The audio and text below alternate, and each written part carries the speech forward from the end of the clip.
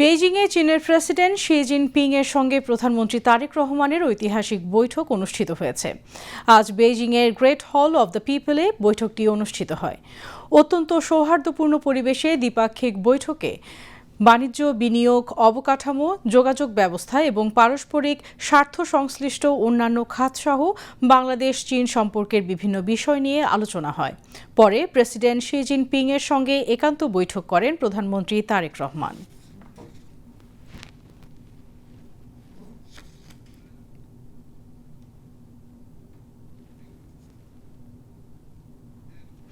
প্রধানমন্ত্রী তারেক রহমানের চীন সফর নিয়ে দুপুরে বেইজিংয়ের দিয়াও ইউতাই হোটেলে সাংবাদিকদের ব্রিফ করেন প্রধানমন্ত্রীর উপদেষ্টা ও মুখপাত্র মাহাদি আমিন ও প্রধানমন্ত্রীর পররাষ্ট্র বিষয়ক উপদেষ্টা হুমায়ুন কবির। মাহাদি আমিন বলেন, প্রেসিডেন্ট শি জিনপিং ও প্রধানমন্ত্রী তারেক রহমানের মধ্যে ঐতিহাসিক বৈঠক দীর্ঘমেয়াদী ও টেকসই আস্থার সম্পর্ক গড়ে তোলার ক্ষেত্রে নতুন রূপরেখা তৈরি হবে।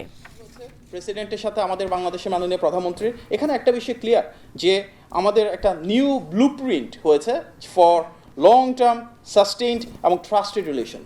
এই নিউ ব্লুপ্রিন্টের মাধ্যমে আমরা বাংলাদেশ এবং চীনের সম্পর্ককে একটি নতুন উচ্চতা নিয়ে গিয়েছি এবং তার উপর ভিত্তি করে আগামীর বাংলাদেশের জন্য একটি নতুন অধ্যায় সূচিত হবে, যেখানে বাংলাদেশে বিনিয়োগ, বাণিজ্য, কর্মসংস্থান সৃষ্টি, দ্বিপাক্ষিক সম্পর্ক, মানুষের সাথে মানুষের সম্পৃক্ততা, উন্নয়ন, এ ধরনের বহুপাক্ষিক বিষয়ে দ্বিপাক্ষিক সম্পর্কের যে ধারাতে আমরা এসে পৌঁছেছি সেটাকে ধারণ করে কিন্তু একটা দীর্ঘমেয়াদী কৌশলগত অংশীদারিত্বের সুসম্পর্ক ইনশাল্লাহ নিশ্চিত করব।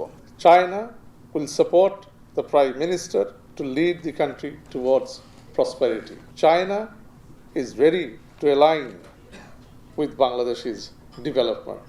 আরেকটা গুরুত্বপূর্ণ কথা উনি উল্লেখ করেছেন, শি জিনপিং আমাদের মাননীয় প্রধানমন্ত্রী জনাব তারেক রহমানের কে উদ্দেশ্য করে বলছেন, China will B A trustworthy friend in the development of Bangladesh.